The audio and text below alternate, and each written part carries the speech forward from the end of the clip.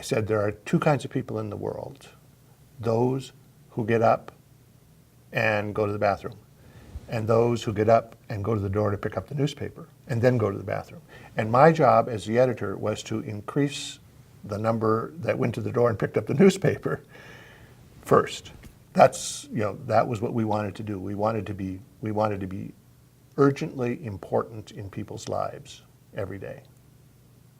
That's why I think the technology revolution really blindsided newspapers, because we couldn't possibly be as urgently as important as the new media. We had and retain an advantage over television, and that is twofold.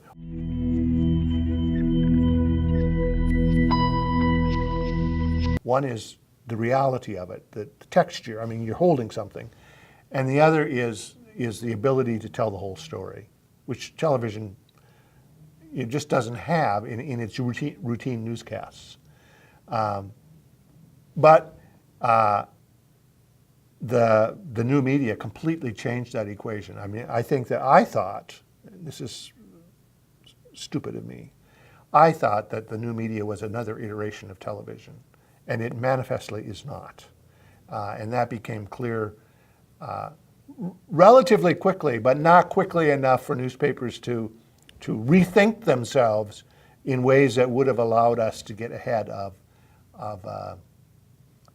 the, there's no word for it other than revolution. I mean, the revolution in the way that information is shared. And that's an important thing, because before we were delivering information.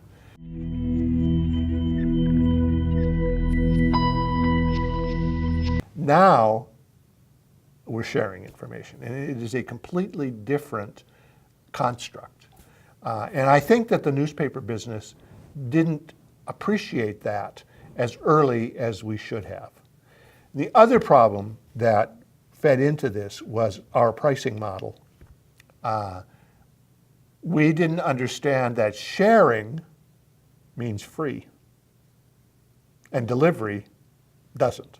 And so because we didn't understand what was happening with the new media, we thought we could continue to charge. And that didn't work. And we began hearing and saying to one another, information wants to be free relatively soon, but we never and haven't yet figured out quite what that means for newspapers.